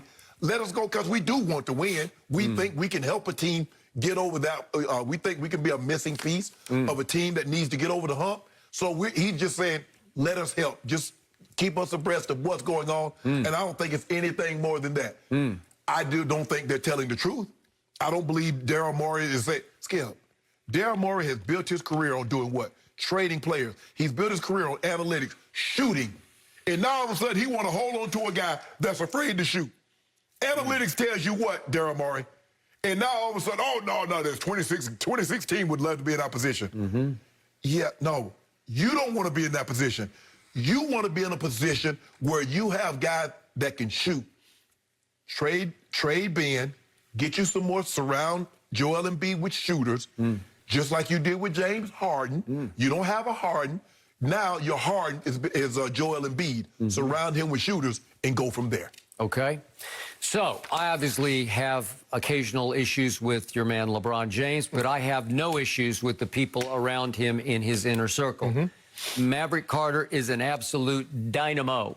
Yep. He is dynamic on Wall Street and in Hollywood. And Rich Paul is a rising superstar of an agent, and LeBron picked all-timers, both of them, and obviously the rest of the... Randy. You're in the inner circle, too. Yeah, you're five horsemen. You're the fourth horseman? LeBron, Mav, Rich, Randy, me. Five horsemen. Fifth horseman. Okay, got it. So I loved what Rich Paul did because I thought it was much more dramatic. I don't think it's exactly what another agent would have done. I think he stood tall for his man. Rich is not the tallest guy, but he stood tall for his man, Ben Simmons. Yes. Obviously a clutch client. And he put Philly on notice that, hey, if that's the direction you want to go, we're going to have our hand in this. Right. We're going to have our input into this. And I think basically he just called their bluff on this. Right. And I don't believe they're going to trade him, but we'll see what happens. But I believe that Rich Paul sees it the way I saw it, that his man Ben Simmons won Rookie of the Year, and then in his next 3 years, he made 3 straight All-Star teams, and in the last 2 seasons, he made first-team All-Defense. And just back in February, he went to Utah, no Joel Embiid, but he got mad about all the runaway hype about Rudy Gobert is going to be the Defensive Player of the Year, and Ben said, watch this. This was just back in February. Yeah. He scored 42 points, guarded mostly by one Rudy Gobert. And he went to the free throw line 13 times, and he made 12 of them. And you're going to give that away? You're just going to say on the open market, hey, come one, come all, we'll take the highest bid for him? I think not. I think a lot more of him than you do, and a lot of people seem to. And I think there's now a runaway train that is running over Ben Simmons. And underestimating just what an extraordinary basketball player he is, because I just watched him guard Trae Young in ways that I think Drew Holiday cannot guard Trae Young. So here we go, and Rich Paul just said, you are on notice, and we are going to be involved. He stood tall because guess who threw Ben Simmons under the bus that night after Game 7? Joel Embiid did. Joel Embiid did, and Doc. They threw him right under their big bus and ran over him about 2 or 3 times. And Rich Paul, to his credit, said, I will not take that lying down. I'm there. I think he went to Chicago to meet with Morey, obviously. But, Skip, if you go back and look at Ben Simmons' big games, they happen with Joel Embiid not in the lineup. So they occupy the same airspace. And 2 planes in the same airspace is not a good thing to go. There's a reason why they stagger the takeoffs. There's a reason why they do that, Skip. And it's normally within 2 minutes because they want to make sure the one plane is out of the airspace of the other plane. And I went back, me and my guy Steve, because I was like, this joker lit up Rudy Gobert. And Skip, we went back and looked at it. And the number says that when he was guarded by somebody other than Derek Favors, Rudy Gobert, and Royce O'Neal, he was 9 of 9 against Joe Ingles and Bogdanovich. He was 6 of 17 when guarded by Favors, Gobert, and O'Neal. So that was a misnomer that he got most of those points against Rudy Gobert. Okay, but how can a guy who can't shoot score 42 in an NBA game? How can a guy who can't shoot free throws make 12 of 13? He can make free throws. Skip, I'm not saying Skip. He's afraid. He's afraid to shoot. Skip, look at Giannis. Giannis, see the thing, and Scottie Pippen talked about Giannis. He said the difference between Ben Simmons and Giannis is that Giannis will go shoot 2 air balls, and guess what? That he's not ashamed. He's not ashamed. Yeah. That's the thing. He's not afraid. Ben is afraid. And so I don't know if it's afraid or ashamed. I like the word ashamed. That was one comment that Scottie Pippen made that I would co-sign on. Ben is so proud. He's like quiet, angry, proud, that once he started missing free throws, there was shame. Like, I don't want to have to go do that again. Well, yeah, but I'm afraid, Skip, I'm afraid they're going to foul me. Then I'm going to have to go to the free throw line, and they're going to see me airball it again. Giannis will airball 3 or 4 of them. He come down and shoot a 3, which I was like, Giannis, why are you shooting the ball? Did you not just see you airball a free throw? You actually think you're going to make a 3? But Giannis has got it made. He's in a small market, and he is the biggest fish in the small market where he's got the max contract, and there's no real pressure on him. Oh, yeah, he is. When he airballs. Oh, yeah, we put that pressure on him. Okay, will the checks cash next year? Oh, they don't cash next year. Okay. But here's the thing. It's not about checks with him now. You done got those MVPs. They done got Chris Middleton around you. You said you wanted more help. You got the Holiday. They extended him. Skip, you forgot that Bogdanovich was supposed to be on that team. Because remember, they traded him. He's like, wait a minute. You can't trade me. I want to be a free agent. Somebody going to offer me more money than that little $9 million gave me. Sacramento. So, so for me, Skip, no, Giannis is on the clock. Skip, he ain't going to get any better than this. Okay, you got KD. You beat KD. Harden was on one leg. Kyrie was hurt. No LeBron, no AD, no Steph Curry. Ben Simmons, Joel Embiid is gone. You're not going to get any better than what you got at Giannis. So you better capitalize on this one because it might be many, many moons before you get back in this situation. I just hope Rich Paul swings some big trade to a good team and all of a sudden Ben Simmons comes back to haunt Daryl Morey. That's what I would like to see. And Doc and Embiid. But here's the thing. You swing him to a team, what are you going to ask him to do? Are you going to let him be? Skip, I believe he can beat Draymond. Now, he might have to get a little bit more dog in him now. You know, Draymond is a different animal. I think Ben's got dog in him. Okay, well, I need to see that. Yeah. No, Skip, you got dog, because guess what? I drop a pass, and I'm going to come right back to the huddle. Hey, John, give me another try. Give me another crack at it. They were just the #1 seed in the East. I don't know how And they got beat by the 5 seed. No mercy. Welcome back to Undisputed. We'll get to Kawhi in just a second, but tomorrow is a very special day, isn't it, guys? It is, because my man Shannon Sharpe turns 39 years of age tomorrow. Maybe it's a couple of more than 39, but he still looks like he's 39 years of age. And in honor of this very special day, I have an even more special gift for my man Shannon. I have a gift that will change his life. What is this? Enjoy, my man. Where my goat? You still can't top that goat. No, I never talk. I want to go back. Don't do it, Skip. Don't do it, Skip. Uh-oh, here we go. We need a drum roll. Just and you rip can it. tell I'm Cheryl that open the packages. Oh, wait. I know that logo. This better not be what I think it is, Skip Bayless. Is that a New Balance logo? Skip Bayless. This better not be. Is it? Yes, it There is. better be some LeBrons in here. It is. Shannon has joined the New Balance Club. He's got his pair of Jolly Ranchers by one Kawhi Leonard. They're beautiful. You could have got me to have the New Balance box and had me some nice LeBrons in here. Hey, you'll finally be able to jump again in those shoes. No, you see, that's probably why he hurt his knees in these New Balances. But you know what, bro? Since you got these for me, thank you. I really appreciate this. I need some Wear LeBron. them proudly. Skip Bayless, I want to go. Where to go at? Yeah. I'm going to have me an elephant next year. Happy birthday, Shannon. I appreciate that, bro. Good looking out. Happy birthday, Shannon. Well, Kawhi Leonard remains out with a knee injury with no timetable for recovery, but that didn't stop the Clippers from winning Game 3 last night. Kawhi was spotted watching the game from Staples Center, but was in a suite with his family instead of on the sideline with his team. So, Shannon, do you have a problem with this? I have absolutely none. Skip, if Kawhi Leonard has a knee injury, the last thing that you want to do is have him on the sideline because you know the ball comes out of bounds, players run out of bounds, is to have Kawhi have to make a sudden move, and then boom.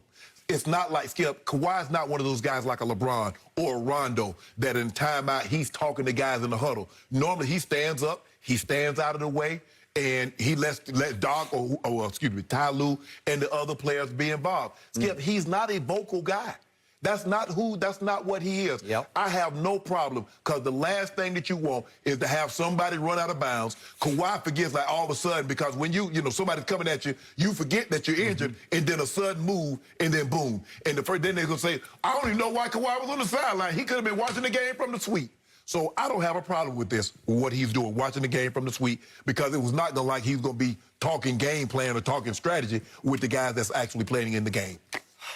I'm not sure I had a problem with it, but I found it bizarre given the fact that all I've read is how Kawhi keeps pestering Ty Lue with game plan suggestions, wants to FaceTime with him, wants to be actively involved in all of the game plans. And so you wouldn't even want to sit at the very end of the bench or maybe in the second row just to be close enough that you could have some quick interaction with Paul or Ty or But hell, Chauncey. they don't have interaction with him when he's on the sideline. That's the point. So I have been told by a very good source that the first issue became Kawhi was unhappy with the Clippers medical staff because he felt that they early on misdiagnosed and underplayed the extent of this knee injury. What does that smack of? What does that remind you of? That's what happened to him in San Antonio. San Antonio all over again. Here we go, Skip. I keep telling you, I have tried to forgive him for San Antonio, and I have, but I haven't forgotten him because that was a long, hard year. Kawhi Leonard is his own man. We know this. And once he gets a little sideways with medical staff, it's over. He's going to pull away, and he's going to go to this doctor and that physical therapist away from the team. Why is it that the team keeps saying, we're not sure from game to game? Well, we're not sure, and they won't rule him out. I think they're just not communicating at all with him, so they're not sure what's going on with him. I was also told, as I told you from day one when this happened, he's gone. He's going to need some type of surgery. I'm not sure exactly what the extent of it is, but he's going to need surgery. So he's out for the rest of the playoffs, but they don't ever say he's out because I think they're not talking. So the point is he will be free after he's got a call to make. And the thing is, Skip, in a situation like this, you err on the side of caution. Okay, Kawhi, whatever you want, whatever you say, you can't have him run and walk out the building. You got to give him everything he wants. Uncle Dennis, what does Kawhi, By the way, Uncle Dennis was up in the suite with him last night with his family. Steve Ballmer's worth about $85 billion, Skip. Yep. Uncle Dennis, what can we do to make Kawhi happy and make sure Kawhi stays here for another 3 to 5 years? That's what you do in a situation like that. You know his history. If he gets sideways with you, it's over. Ain't enough. You don't have enough guys on that team. Paul George could have been his next door neighbor growing up, and he can't talk to him and keep him there. Yeah, he could be his brother, and he couldn't keep him. So leave that alone, Clippers. You probably come out better just saying Kawhi is out indefinitely. And just keep it moving. It's weird. He's never really been one of the guys, wherever he's been, San Antonio, Toronto. He's never, like Danny Green was kind of close to him, but not really, you know. Skip, you remember in Toronto, they getting all hyped about the game, and they tried to high-five Kawhi. Kawhi said, go on out there and play. Get out my face. They ain't high-fiving. Go. Okay. That's what he is, Skip. So you know what he is. So I'm not disappointed at all, Skip, because he's not a talker. He's not going to, just leave him be. No mercy. Trae Young shocked the Bucks in Game 1 with 48 points and the win on the road. Now Trae will attempt to go off again with another impressive performance and perhaps another shimmy tonight in Game 2. So, Shannon, what's Trae's line and what's the score? I'm going to say he has 29 and 12, but the Bucks win 120 to 112.